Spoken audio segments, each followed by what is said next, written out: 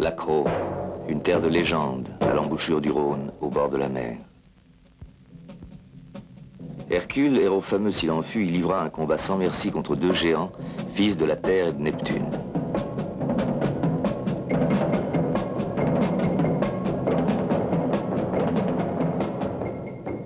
Jupiter fit souffler un vent violent qu'on nomma le Mistral, apportant une pluie de cailloux qui, assommant ses ennemis, assura le triomphe du demi-dieu.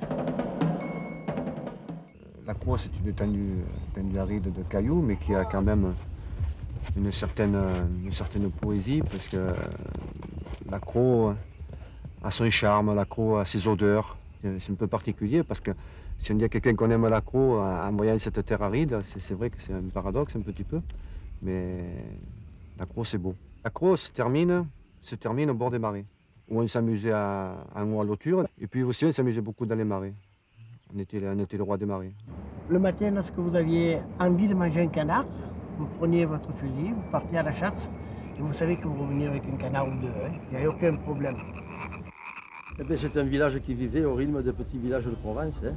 En étant au bord de mer, pratiquement pendant 10 mois de l'année, on vivait entre nous. Et puis les 2 mois d'été, alors on était envahis par les estivants qui venaient quand même fréquenter la plage de Fosse. Sur la digue de la Maronnette qu'on appelle, alors là il y avait beaucoup de cabanons, mais disons que c'était pas joli comme cabanon, c'était des cabanons en bois. Lorsqu'on voulait manger une bouillabaisse, en privé, ça se passait au cabanon, à la maison. Nous étions toujours autour d'une table d'une vingtaine, hein. Alors là il n'y avait pas de problème parce que je pêchais moi-même le poisson. Et on préparait une bouillabaisse extraordinaire. Seulement ce qu'il fallait après la bouillabaisse avoir des arbres pour être à l'ombre parce que après une bonne bouillabaisse, il nous fallait une chose, la sieste. Hein. Depuis 61-62, on savait qu'il allait se passer quelque chose d'assez important sur Fosse. Mais les municipalités n'ont jamais été concertées pour établir cette zone industrielle portuaire.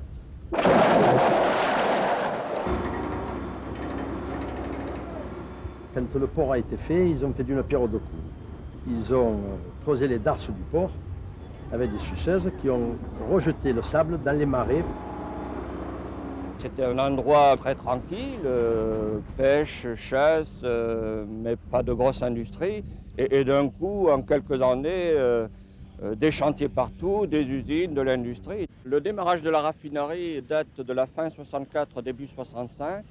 Ce qui veut dire donc qu'on s'est intéressé à la zone de Fosse dans les années, début des années 60. Mais vous ne saviez pas que la zone industrielle allait se faire? Oh, il devait y avoir à l'époque des bruits parce qu'une zone industrielle aussi importante que celle de Fosse ne se décrète pas par la signature du décret de février 64. Nous avons anticipé, nous avons acheté le terrain. Nous sommes propriétaires d'environ 300 hectares sur la zone qui est autour de nous. Et nous avons acheté donc à des manadiers. Quand nous sommes arrivés, et même au début de la construction de la raffinerie, on cohabitait la raffinerie et la manade de taureau avec un grillage entre les deux. Il y avait combien de manades ici sur le terrain des Sous? Je pense qu'il y en avait une, c'était donc la manade Berthet. Quand vous regardez ces photos, là, ça vous évoque quoi, Madame Berthet? Des bons souvenirs et des mauvais. Et qu'est-ce qui s'est passé en 66? On nous a fait partir. Alors mon mari a vendu les taureaux, a vendu les chevaux, il a tout vendu et puis nous sommes venus ici. J'avais à peu près 23 ans quand on est parti. Donc pour moi, c'est comme si la vie s'était arrêtée. Comment ça s'est passé précisément? Vous savez, c'est toujours pareil.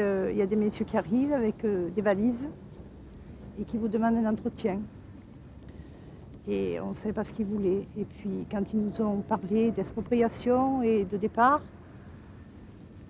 mon père a pleuré. Je ne monte très rarement à cheval depuis. Et là, j'ai envie de remonter. Je vais le faire pour la fête du trentenaire, mais je ne sais pas pourquoi. Si c'est pour faire plaisir à mes enfants, peut-être aussi. Bon, je vais arriver un grand monsieur avec la sacoche. Bon, j'ai dit ça, c'est certainement pour moi. Alors je lui ai demandé, Il m'a expliqué ce qu'ils allaient faire. Je lui ai demandé s'il fallait qu'on parte. Il m'a dit non, non, il m'a dit c'est tout le contraire. Il m'a dit vous devez rester dans le mas. Bon, nous sommes restés. Moi, si j'ai des taureaux, c'est grâce au port autonome qui m'ont gardé, sinon j'aurais peut-être pas pu le faire.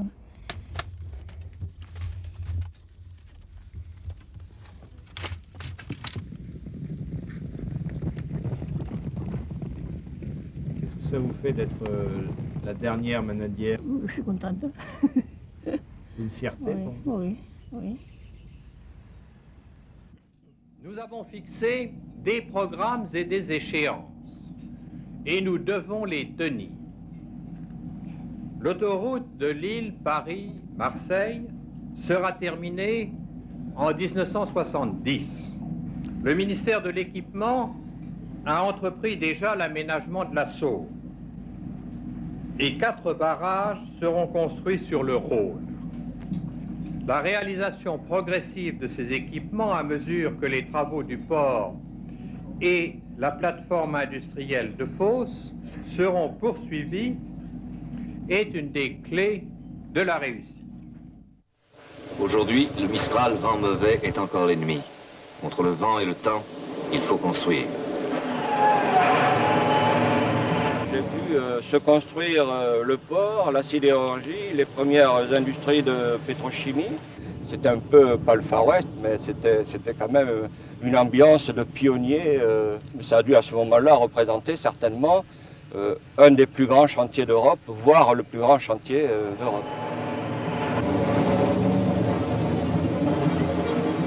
L'ambiance était une ambiance vraiment... déjà l'habitat, puisque à l'époque, Fos était un village de 2 à 3 000 habitants. Donc, pas possible de loger tous les travailleurs qui avaient à venir pour construire les usines. Donc, en fait, il y avait des caravanes, il y avait des villages, presque une ville de caravanes. Dans les 2 ou 3 premières années, il n'y avait absolument rien pour accueillir les gens qui venaient travailler ici. Donc, effectivement, tous les phocéens qui avaient un petit jardin devant leur maison ont accueilli là, des caravanes ou des toiles de tente, etc., etc. Le village de Fos a été véritablement submergé. Au moment que ce maire a commencé, on ne pouvait même plus marcher sur le trottoir ici. Hein. C'était la ruée vers l'or. On a fui la population d'un coup, là, qu'on ne s'y attendait pas. Hein. Les élus n'ont pas été vraiment emportés par le raz-de-marée, mais enfin ils ont été bousculés. Il aurait quelquefois été difficile de faire face à ce raz-de-marée, de l'endiguer ou d'y résister.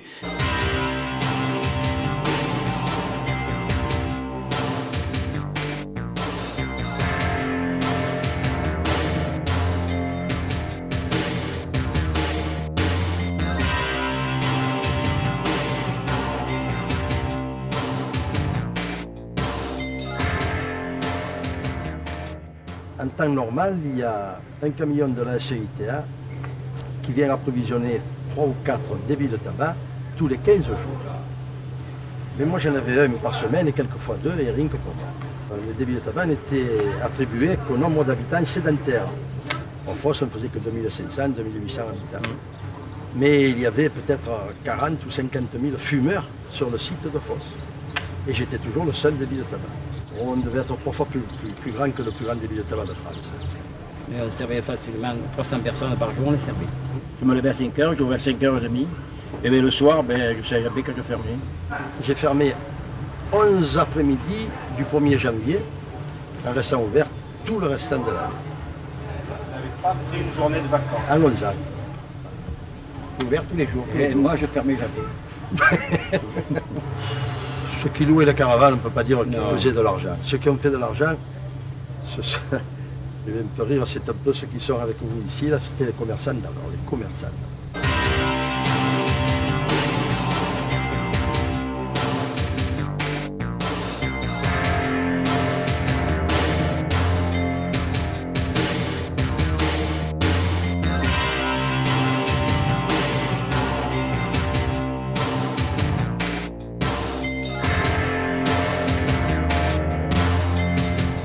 Il y avait tellement de monde qu'on n'arrivait plus à se regrouper ensemble comme avant.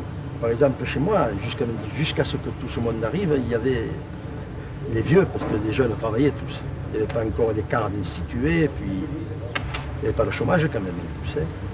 Donc ils venaient faire la belote, comme chez Aimé. Voilà. Du jour au lendemain, ils n'ont plus pu le faire, c'est tout complet. Voilà. La vie au village, il y a eu une espèce de trou. On avait rêvé toutes ces machines, toutes ces routes qui changeaient, toute cette transformation, toute cette mutation. Et là, on n'arrivait pas à comprendre. Alors bon, on s'est un peu replié dans ce qui nous restait de famille. Et c'est peut-être le miracle de Fos, qu'avec tout ce mélange de races et l'afflux extraordinaire de monde qu'il y a eu, dans le village même, on n'a pratiquement jamais eu de gros problèmes. Jamais. Deux immenses électrodes de graphite élèvent la température entre 1500 et 1600 degrés. La consommation, 70 000 kW, l'appétit de 12 locomotives SNCF. L'usine fonctionne 24 heures sur 24 et produira 100 tonnes toutes les 3 heures.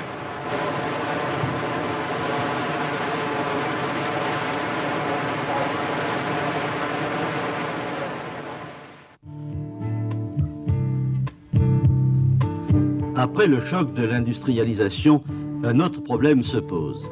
Assimiler les dizaines de milliers d'étrangers, comme l'on dit en Provence, et leur permettre de s'intégrer sans à-coups à une population devenue prudente. 73, création de la ville nouvelle. Donc Fos, Istres et Mirama. Et pourquoi cette ville nouvelle? C'est bien sûr parce que au-delà des entreprises qui étaient en construction dans les années 70, au début des années 70, il allait falloir accueillir les gens qui allaient travailler dans les entreprises.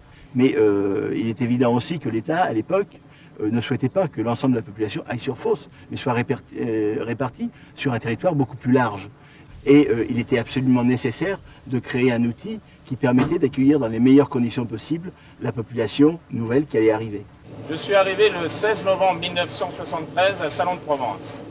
Je suis originaire de Lorraine, venant de la ville de Geoff. Qu'est-ce qui vous a poussé à venir ici? D'abord l'aventure de Fos, l'aventure de la nouvelle usine, le soleil, la Provence, la mer. Ça faisait drôle au début quand même, hein. Les gens avaient du mal à nous admettre. Alors quelques commerçants, mais enfin on avait des drôles de réflexions. Hein. Par exemple? Oui, on était des envahisseurs au début. Après, bon, je vous dis, ils nous ont traités de fada parce qu'on courait trop. Puis après, c'est nous qui avons pris le rythme d'eux, hein, obligés. On avait l'impression d'être en vacances au début quand on arrivait ici. Ils sortaient de l'école, mettaient le maillot de bain dans le coffre, on allait à la plage. Vous avez mis combien de temps pour vous adapter? Deux bonnes années, moi. Moi, je vois 2 bonnes années, oui.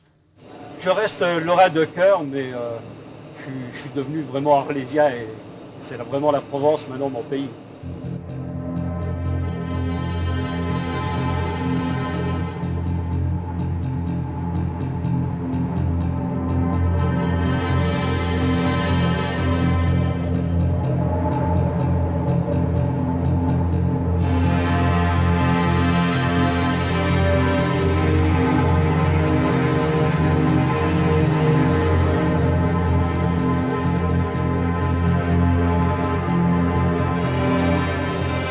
La grande marche des sidérurgistes de la région s'est déroulée aujourd'hui en direction de l'usine Solmer de Fos.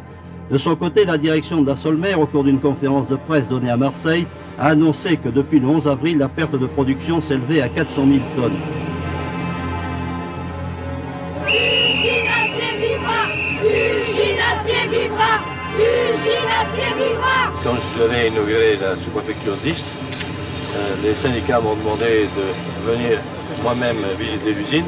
C'est normal que je vienne, parce que je suis maire de Marseille et j'avais promis que je viendrais et je tiens parole.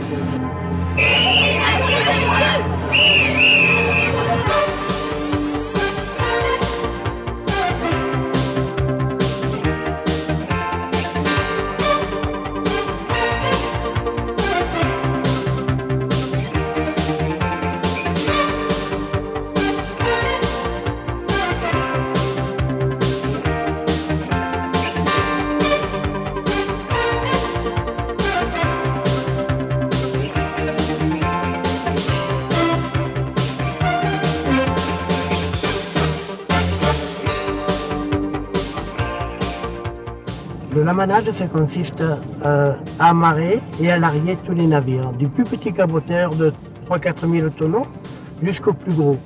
Les plus gros, ce sont les pétroliers. Mais on fait aussi bien des cargos que n'importe quel bateau qui vient accoster à un port. On est là pour le réceptionner pour la marée. Dès que la pêche, on s'est aperçu qu'il n'y avait plus rien, j'ai décidé d'essayer de me reconvertir ailleurs. Et j'ai eu la chance d'avoir cette place. Et j'ai travaillé avec eux comme la manœuvre.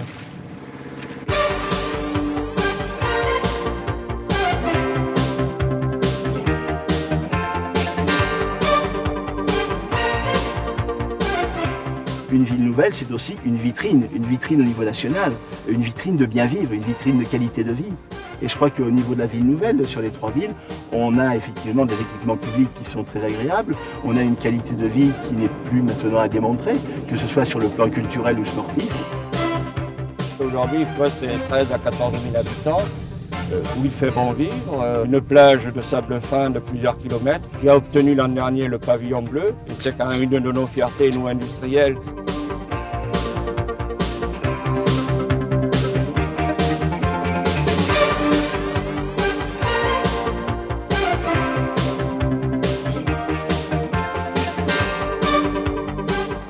On a trouvé non seulement de monde pour construire et entretenir l'usine, ce qui est très important, mais aussi bien sûr pour notre personnel à nous, les opérateurs, le personnel administratif, les engineering, et je suis très fier à le dire, une équipe, y compris les co-traitants, très performante quand on aussi le compare à nos sites d'ailleurs dans le monde. Il y a beaucoup d'opportunités pour la zone de Fos.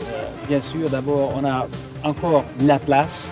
C'est très important pour des grands investissements. Les potentialités de la zone industrialo-portuaire sont énormes. Le port, je dirais, c'est un port sans limite. C'est une zone qui est faite pour l'industrie. Et je pense que ce sera donc un avenir extrêmement brillant.